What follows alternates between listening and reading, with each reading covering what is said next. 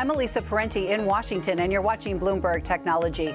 Let's start with a check of your first word news. President Trump is in excellent overall health, according to presidential physician Rear Admiral Ronnie Jackson. At a press conference today, Jackson said the president asked him to conduct a test of his cognitive function during his exam last week.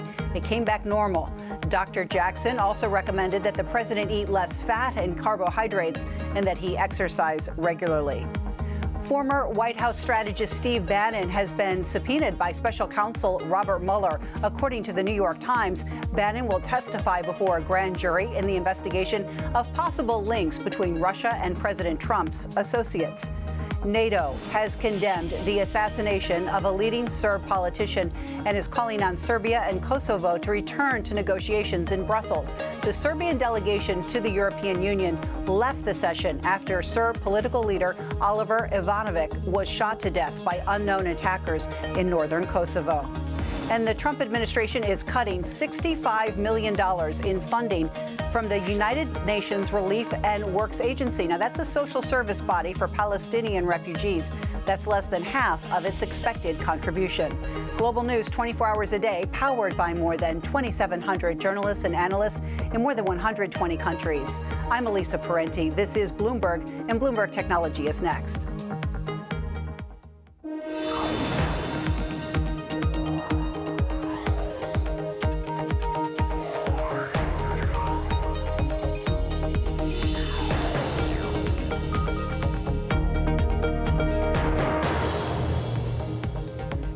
And this is Bloomberg Technology. Coming up, Bitcoin's tumble. The cryptocurrency sees its worst daily decline since 2015. Will we see more selling in the days to come? Plus, we catch up with Thrive Global CEO and Uber board member Arianna Huffington, what she has to say about Uber's current IPO plans and the Me Too movement. And one of Apple's largest Chinese suppliers is getting slammed for the harsh conditions its workers have to endure. But first, to our lead. There hasn't been a sell-off in Bitcoin like this in months. The cryptocurrency tumbled as much as 25% in Tuesday trading, approaching the 11,000 mark. Less than a month ago, Bitcoin was trading at almost $19,000. Rival cryptocurrencies are also feeling the pain. Ripple sank as much as 35%, and Ethereum dropped 24%. To discuss that debate and cover all the news in Bitcoin this week, I want to bring in Sunny Singh, Chief Commercial Officer of BitPay, a platform for blockchain payments, which just raised $30 million in the latest funding round. Also with us, our editor-at-large, Corey Johnson. So, Corey, I'll start with you. What is behind this downward pressure? Well, the same thing was behind the upward pressure, which is rampant speculation by a handful of traders. There's an interesting piece out on one of the Bitcoin sites this weekend suggesting that a lot of the rise in Bitcoin a few years ago, a couple of academics have traced to just two traders. So that, or maybe even one. So there is a limited amount of people speculating this, more than there had been, but those speculators, when they start to leave the market, you see a decline in price. Ultimately, it's going to be not about these price changes, but the functionality of these cryptocurrencies.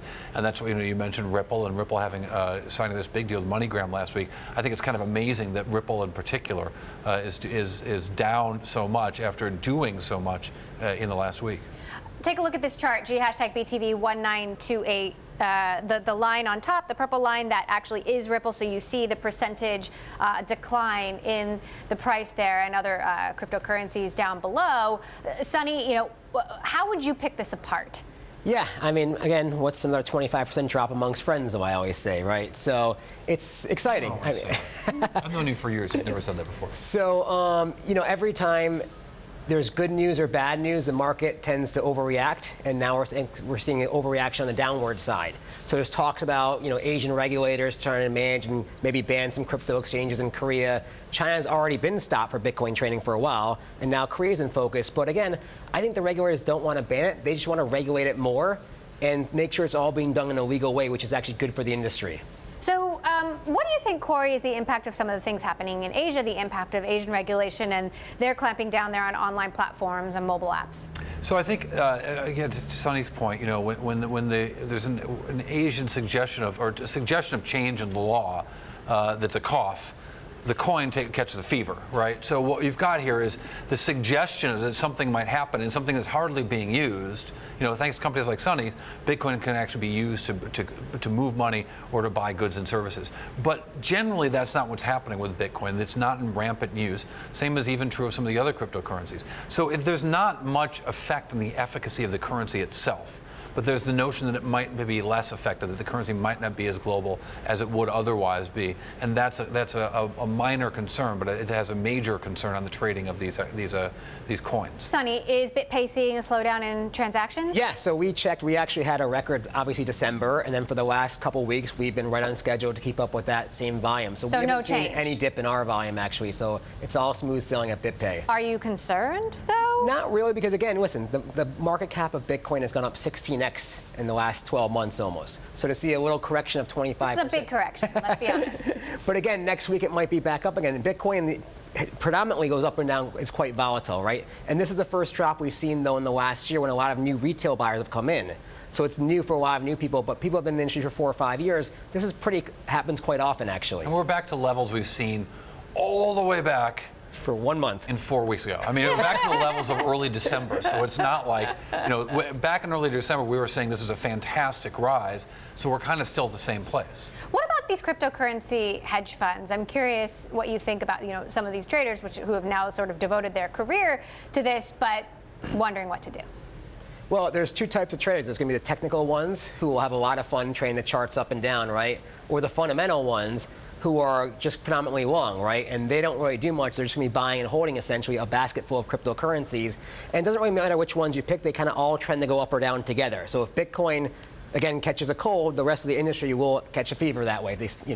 So what about the other coins? I mean, what is the next Bitcoin? Will some of this interest flee to other cryptocurrencies? Some of the ICOs are ridiculous, right? They're notions for a blockchain-like device that has no natural efficacy, where there's no real need for it in any way, and the things don't even exist yet, and yet they're announcing these sales of these coins again that don't even exist yet. So some of this stuff's really silly.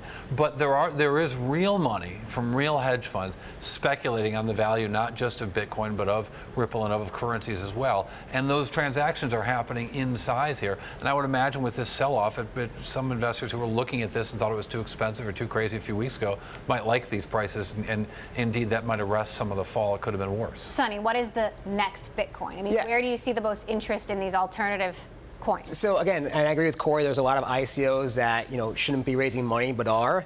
And there's a lot of them that, instead of doing a Series B or C round, are actually raising through an ICO process, which is pretty exciting. So I've personally invested in several ICOs. One I invested in recently it's called Unicorn for esports gaming.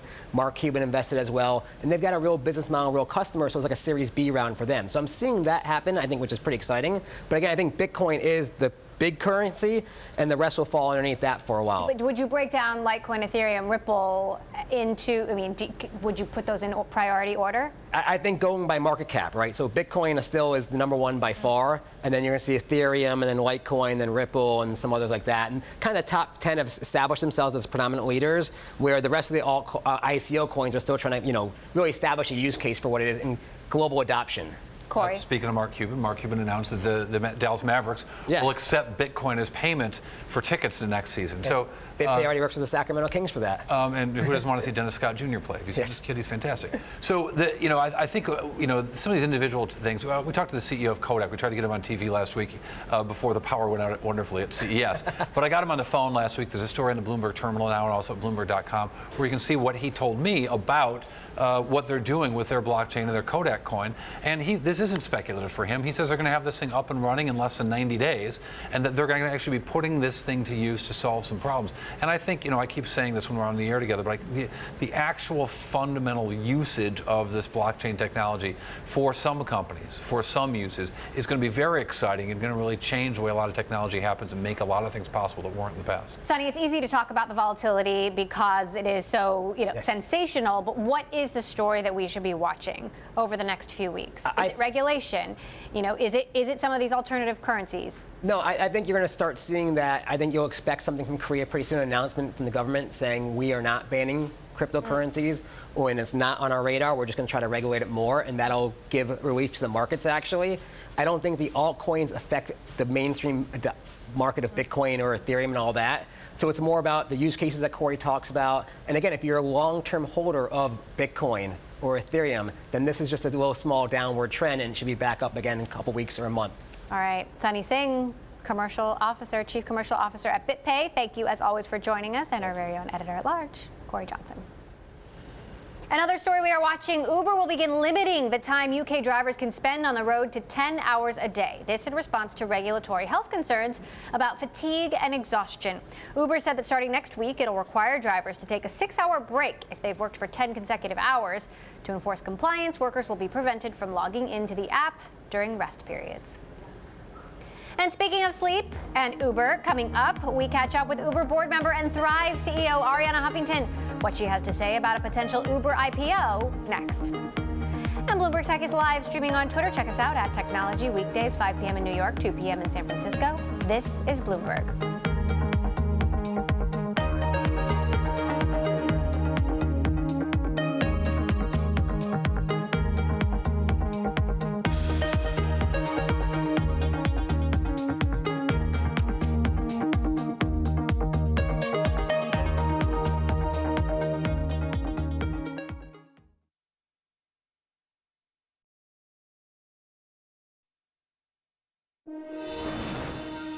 A story we are watching, all 49 Democratic senators have signed on to a measure to undo the Republican gutting of Obama-era net neutrality rules. Also filing suit against the rollback, New York Attorney General Eric Schneiderman and the company Mozilla.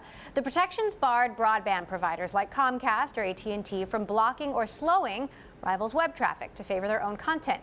The Federal Communications Commission, led by Republican Chair Ajit Pai, voted in December to eliminate those protections. The FCC said other agencies could police corporate behavior. We will speak with Mozilla's Chief Legal Officer, Danelle Dixon, about their decision to file the suit on tomorrow's show.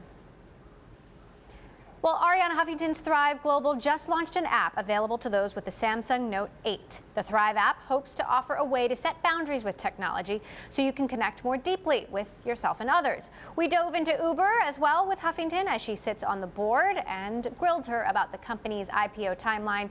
But we kicked it off with the Thrive app and asked why we need an app to set boundaries.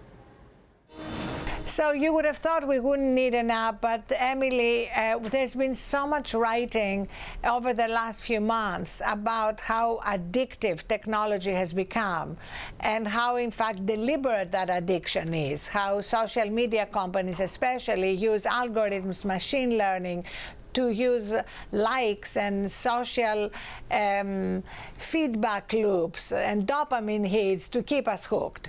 So the app is like a coach, a guide to help us recalibrate our relationship with our phone. The two most important features are, first, it's bi-directional. So if you are in Thrive mode, because let's say you're having dinner with your family and I text you, I'll get a text back that says Emily is in Thrive mode until such and such a time, which will both let your friends know that you are not ignoring them, you're just in Thrive mode and not to be distracted. But also it will help change the culture. It will help change the cultural expectations. Right now the expectation is that we need to be always on. We need to respond to texts immediately. And the second feature is a dashboard that gives you a mirror of your social media consumption. So you have a partnership with Samsung now. When is it coming to the iPhone, and what is the strategy for broader use here? So it will come to the iPhone in the next 6 months. We're developing it right now. We have a partnership with Samsung, both for the app. It's now available on the Galaxy Note 8. But also we launched together a dedicated section on Thrive Global called Humanity and Technology, which is all about this inflection point in our time. You know, Emily, it's become a big issue in Silicon Valley and beyond about what is technology doing to us. How much responsibility do you think the platforms like Facebook bear and companies like Apple bear for tech addiction, if you will? Well, Apple and Facebook are different. If you sell hardware, you still have some responsibility to have features that can protect especially children from abuse of the phone. If you're a social media company, as you know, in the attention economy, social media companies are deliberately mining more and more of our attention because that's how they increase revenue and profits. So that's where it's going to be very important for social media companies to put the public interest ahead of revenue, which may seem like an impossible task, but we know now that unless they do that, the backlash is going to keep growing. Are there other changes that you think a company like Facebook should be making? I think basically looking at what is the impact of constantly pushing notifications. I don't know about you, but I have shut off all notifications except from friends. I don't want to know everybody likes a photo. I love Instagram, I love all the social media apps, but I also set clear limits to how much I use them and clear limits to how much I allow notifications, alerts, etc., to be disturbing my life, you know, my ability to connect with my friends, my colleagues, my ability to do deep work, or simply to unplug and recharge.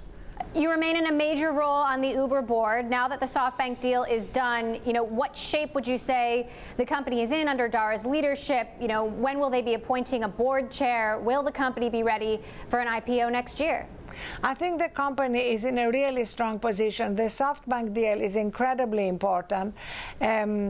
Uber will now have on its board Rajiv Misra, the CEO of the Vision Fund that led the new funding.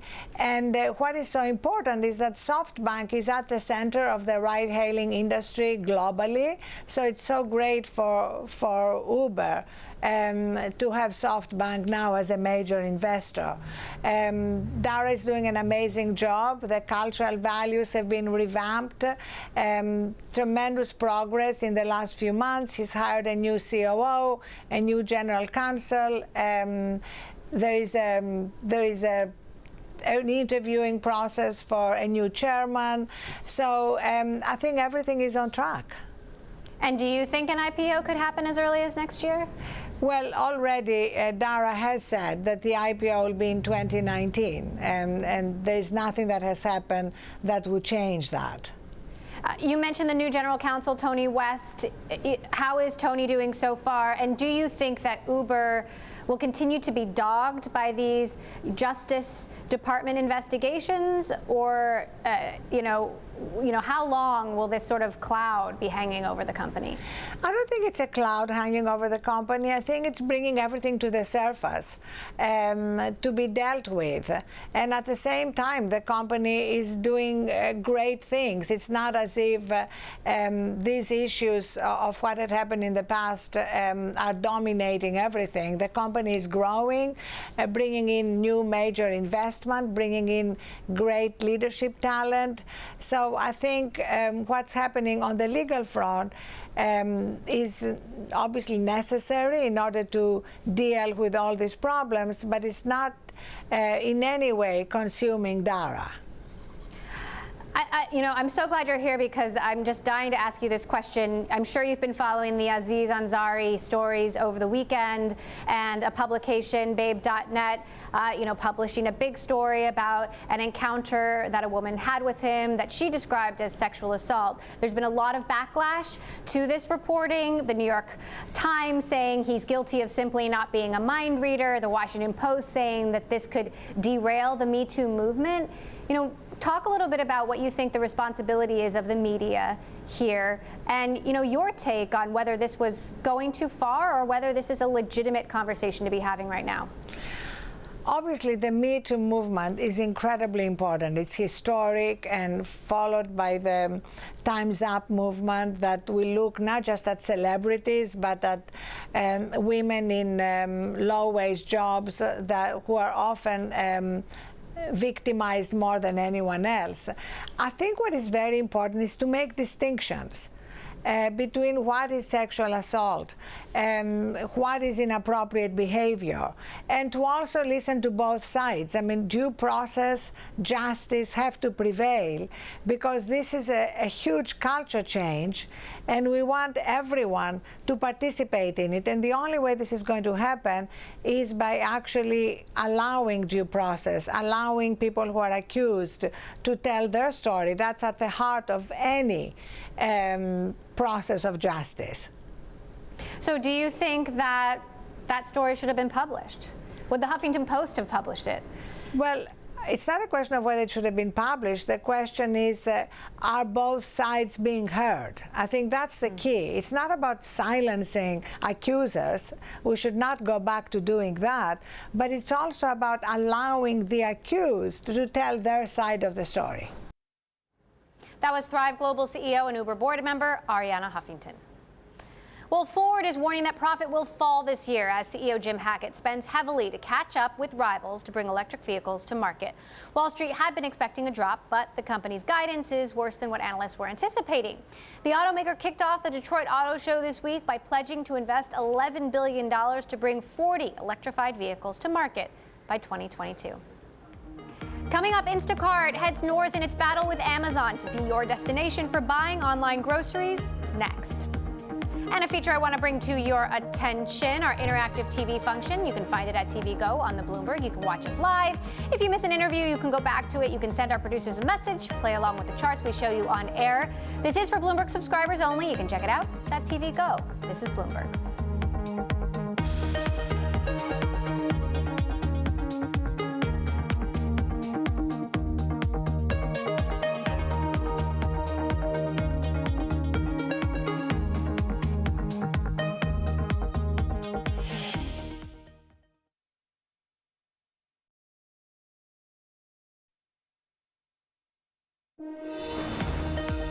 Google is launching a new online education program that will certify people in information technology support.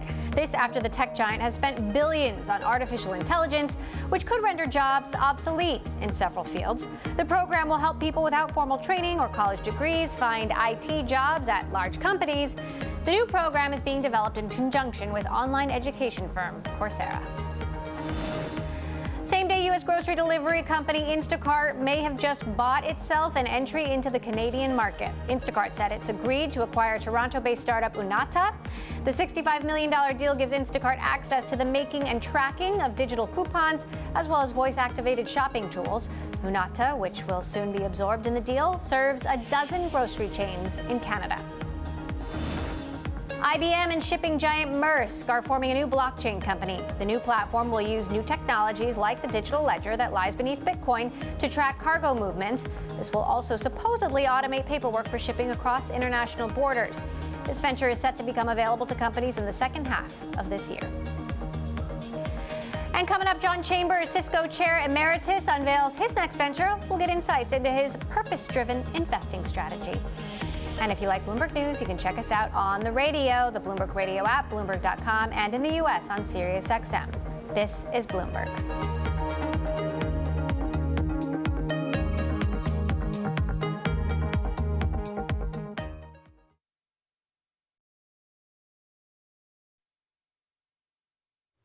I'm Elisa Parenti in Washington, and you're watching Bloomberg Technology. Here's a check of your first word news. A judge is holding a 4-day sentencing hearing for a former Michigan sports doctor who pleaded guilty to sexually assaulting dozens of young female athletes. Nearly 100 of Larry Nassar's victims are being expected to speak or have statements read during this hearing. The Michigan Attorney General's office is seeking a prison sentence of 40 to 125 years. A group of Florida lawmakers say strengthening the state's power grid, better management of its shelters, and increased care for seniors are top priorities in order to better prepare for future hurricanes. The Florida Legislative Committee was formed after Hurricane Irma knocked out power to much of the state. Homeland Security Secretary Kirstjen Nielsen says the agency will be working with states on proper protocols for issuing emergency alerts. Nielsen told a Senate panel today that DHS had been unaware that Hawaiian officials could not quickly retract the false alarm it sent out over the weekend, warning of an imminent missile attack. U.S. Secretary of State Rex Tillerson says a November intercontinental ballistic missile launch from North Korea was visible from a commercial flight bound for Hong Kong from San Francisco. Tillerson said North Korea's recklessness creates, quote, perpetual instability on the peninsula. Global news 24 hours a day, powered by more than 2,700 journalists and analysts in more than 120 countries. I'm Elisa Parenti. This is Bloomberg. Just after 5:30 here in Washington in the evening, 6:30 in the morning in Hong Kong. We are joined by Bloomberg's Sophie Kamarudin with a look at the markets. Sophie, good morning to you. Good morning, Elisa. So the stock rally in Asia looks set to pause once again following those declines on Wall Street. And Asian commodity players in particular bear watching as their U.S. peers track the drop in oil and metal prices. And in Australia, miners will also be in focus with several reporting on quarterly production. And in Japan, we are also checking on what's going on with the data front. Machinery orders, they're expected to have fallen in November. So you have futures pointing to a lower open ahead of that. And a firmer yen, that could also be a drag on Tokyo stocks as it did regain momentum even after the finance minister warned of excessive moves in currency markets, and the dollar under pressure as well this morning. And Bitcoin remains on the radar after slipping below 11,000 as China and South Korea intensify scrutiny on cryptocurrencies. That certainly has been a drag for Bitcoin bulls as other digital currencies are also under pressure. So that's a look at what we're checking on before the big major market opens in Asia. Up next, more Bloomberg Technology.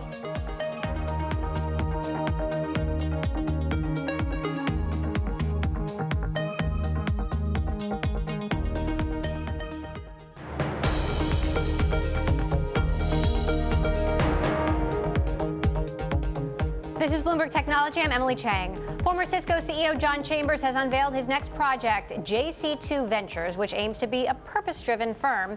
It already has 8 portfolio companies, including Aspire, a food tech company focused on farming crickets.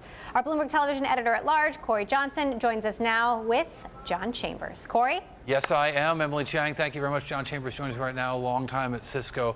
Now JC2 is the Absolutely. fund. Why is it called JC2? Well, it's called JC2 because it's about the next generation of what I think venture capital will evolve into with mentors, et cetera. I'm doing it also with my son, so it's JC squared. Who's also John Chambers, yes. Yes, he is, and also Shannon Pena. So we're forming an organization that we believe will help to grow probably a dozen startups initially, catching market transitions from everything from drones to social media to security to cricket farming, which we've talked about before in terms of the capability. How much money? How big is the fund? It's going to be about $100 million. It isn't a fund. It will be financed by my family. Okay. So $100 million, that'll go a long way these days where startups don't need the kind of capital that they used to. You're not talking about building semiconductor fabrication plants, but also, which were very expensive. But what's really intriguing to me is this notion of social impact. That this is a substantial sum of money, but focused on social impact. Talk to me about what that means to you and how that plays out with investments. Well, you know, it's interesting. If you look at my past, my prior life, and this is my next chapter, it was about Cisco growing 18 major product areas, being number 1, number 2, but changing the way the world works, lives, learns, and plays, which we said in the early 90s. And we won most every corporate social responsibility award. We then moved on, and what we're doing at this time is really focusing on startups where all job creation has to occur. The large companies will not hire over the next decade. Startup funding, as you know, in terms of number of companies is down dramatically, a 40-year low. You have countries like France, where I'll be with President Macron on Monday, talking about their startup engine, and it goes 4x in literally 3 years, the number of high-tech startups they're doing, than with Prime Minister Modi in India. I would like to see this go across the whole U.S. Otherwise, we're not going to get 25 to 30 million jobs 8 years from now. And I would also believe that's where innovation will be done, is in the startups. So if our country in the U.S. is going to lead, it's got to be uniform across the states. It's got to also be the innovation engine for our future. So I love growth, Corey. I love challenges, and I get my pick of the litter in each market transition, and I'm trying to do a good job, not in being a venture capitalist. It's about mentoring young CEOs, helping them grow their company, knowing who's really coachable. Well, let me ask about that, this notion of coaching. So one of the things, Cisco under you did so many acquisitions. Yes. And unlike so many companies in the Valley, those acquisitions, famously went very well. Yeah. And I wonder sort of what that meant in terms of coaching and mentoring and how that might play out in this fund. It's a great question, Corey. It plays out in two ways. The first is from the first acquisition I did, Crescendo, paid $90 million for a company with $10 million in revenue. Stock went down. It's a $13 billion revenue stream per year now. Yeah. To one like Meraki, where we paid pretty high price for $100 million in revenue, and yet less than 4.5 years later, it's $1 billion run rate. So the first thing is you got to get your market transitions right. The second thing is you've got to get companies that fit into your culture, and you do that by just spending time with the CEO. I know within 15 minutes when I would go talk to an acquisition candidate, were we going to do the deal? And but what do you see with startups? Because you and I have had this conversation for years. What do you see in those CEOs? Oh, it's identical. You see very highly motivated, extremely high energy, really smart people who really want to be coached. You can feel their culture in terms of their attitude toward their people, their customers. Want to be coached? Want to be coached. If they don't want to be coached, I move them aside. And in acquiring companies, you wanted to acquire people who wanted to stay with you, because our attrition rate on our acquired companies while I was CEO was less than 5%. That's unheard of. It's unbelievable. Same thing. Because those people just got really rich in the acquisition in certain ways and may be more likely to leave. 20 to 30% in other companies. So the same thing with the startups. I call them innovation playbook. I'm going to write a book on this you'll see in the fall, and I'd love to discuss it with you sometime. Yeah. But the same thing with the startup CEOs you look for. Are they able to visualize a market transition? Are they either really brilliant engineers who grasp the technology, or really brilliant business people and marketing who understand the implications of it? You then look at their culture, and many times the young CEOs, Corey, don't talk about culture. They get the strategy and vision, they get the management team evolution, they get seen around corners, they get the communications, but you never have a great startup without a very strong culture. And so teaching culture is a huge part of what I do, and there's nothing more exciting than when all of a sudden you see the lights go off and they get how culture will make a difference in their future. And then it's fun talking to companies about 50 to 250% growth and scaling. Which is not necessarily what you saw at Cisco. You sort of got some ideas that are very nascent now, but the notion of what that growth could be, hockey stick growth, on a whole different level. We did. When we started at Cisco, we were 70 million in sales, and at the time I left, it was 47 billion. Number one and number two in 16 out of 18 product lines. We used acquisitions to do that, but also internal development.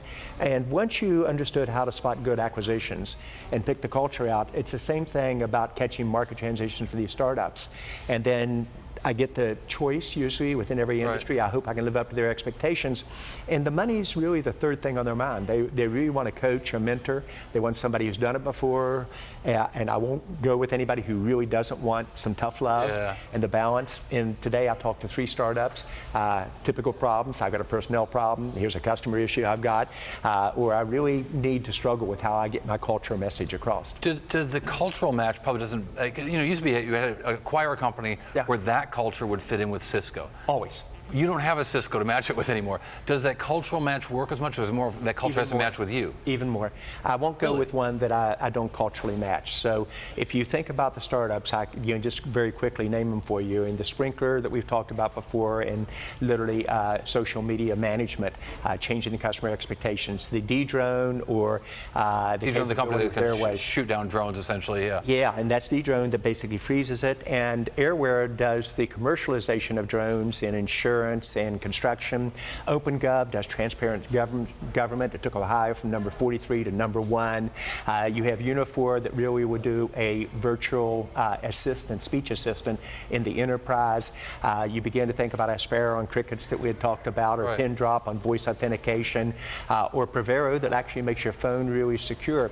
But all 8 of those CEOs, even though they're from all over the world, now all Americans, if you will, they have the same view in terms of what's right and wrong, same view of wanting to build a great company, same view in terms of how you treat people. So I select the companies that I become a partner with as much on culture as I do the other aspects, and their willingness to really want to learn. Interesting stuff. John Chambers, always a pleasure. John Chambers, JC2, it's called, Emily, his new venture fund, already full of a lot of great investments. And let me give you my first card. Done, the first one? All right. Look at that. Nice. Lecter's eye. Corey Johnson, you got it. You got the ticket. Our editor-at-large there, Corey Johnson, with the legendary John Chambers. A story we are watching, Qualcomm launched its public defense against the $105 billion hostile takeover attempt by Broadcom. In a letter to shareholders, Qualcomm asked them to trust the current strategy and re-elect the board. The company also promised an earnings boost, but Broadcom fired back and accused the chipmaker of over-promising and under-delivering. Coming up, the appetite for venture capital funds is growing. We look at the numbers that harken back to the dot-com era. That's next. This is Bloomberg.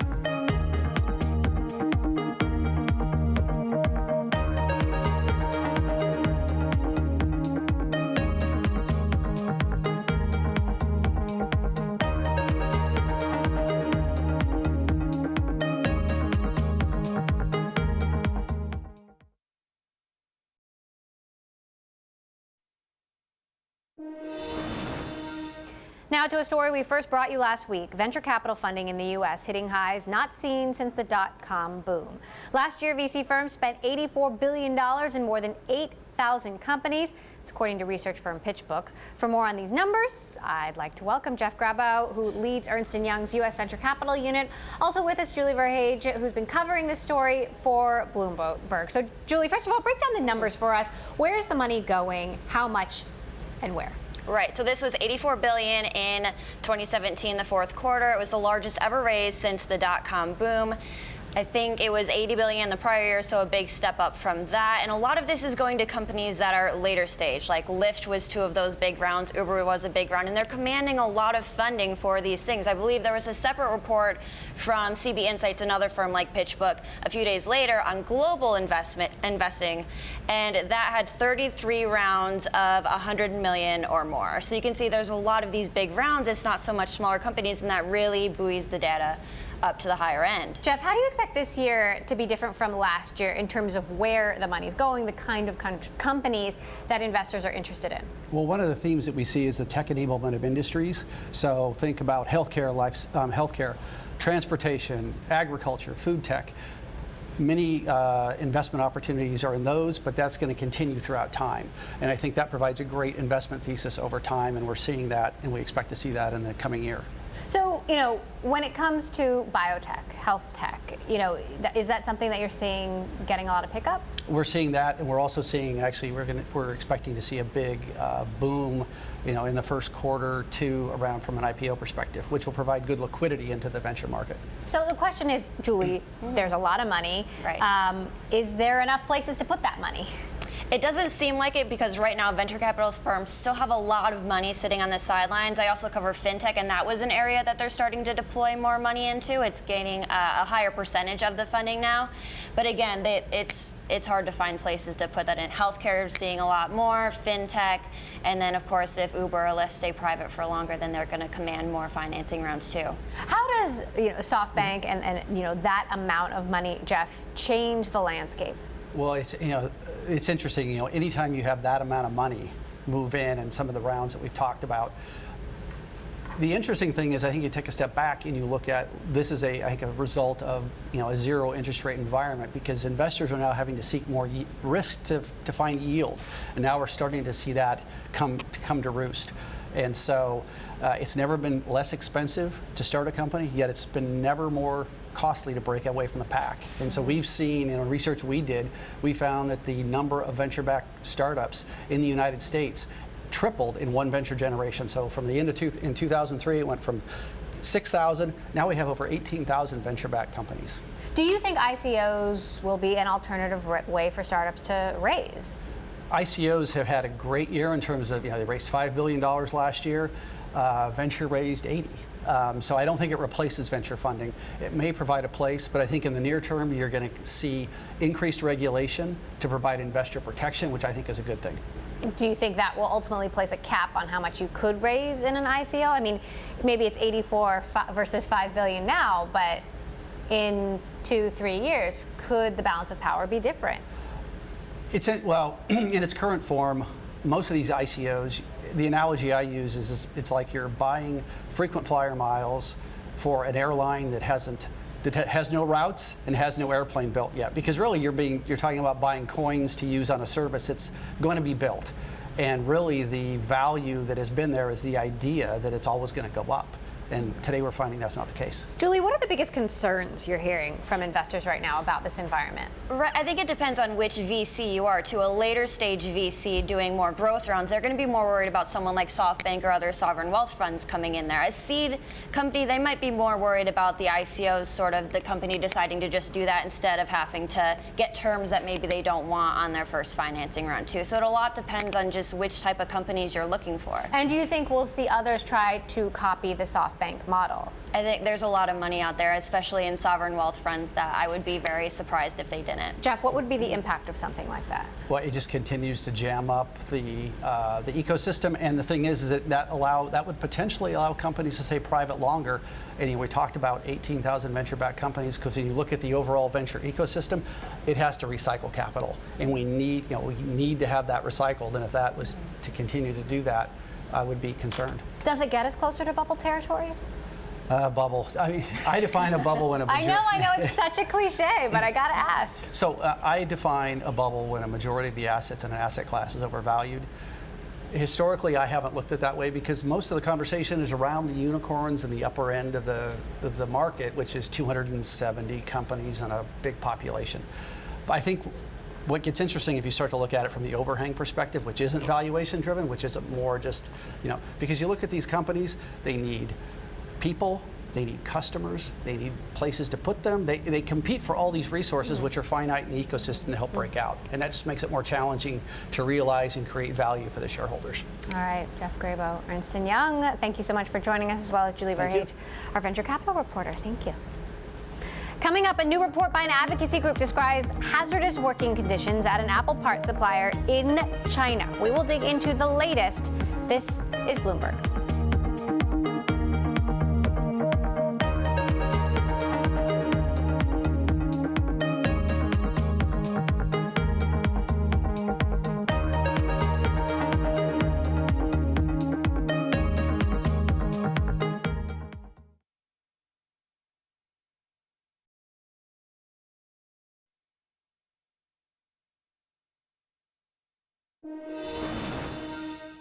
A Chinese video site startup backed by Tencent is trying to raise money at a $17 billion valuation. According to people familiar with the matter, Kuaizhou is targeting about $1 billion of financing as it expands its video streaming service to Southeast Asia.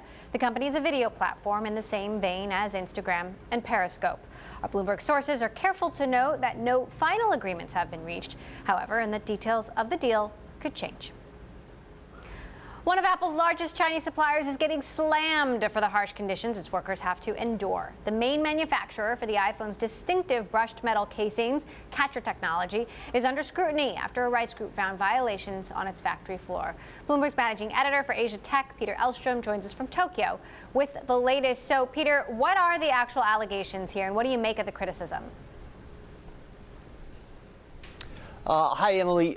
It's important to note, yes, there is a report out from China Labor Watch. In addition to that, we sent Bloomberg News reporters to the factory to interview workers ahead of this report coming out, and they described quite harsh conditions that they're working under. They talk about standing up for 10 hours, sometimes straight, up to 10 hours straight, in hot factory conditions as they work on these iPhone casings with loud noises, and sometimes they say they don't have the proper equipment, including masks and gloves, and in some cases earplugs. So they talk about the difficulties there.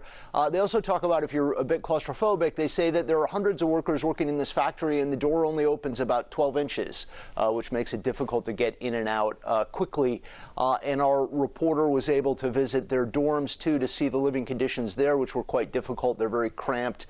Many workers jammed into small rooms, no showers there, in fact, no hot water at all also.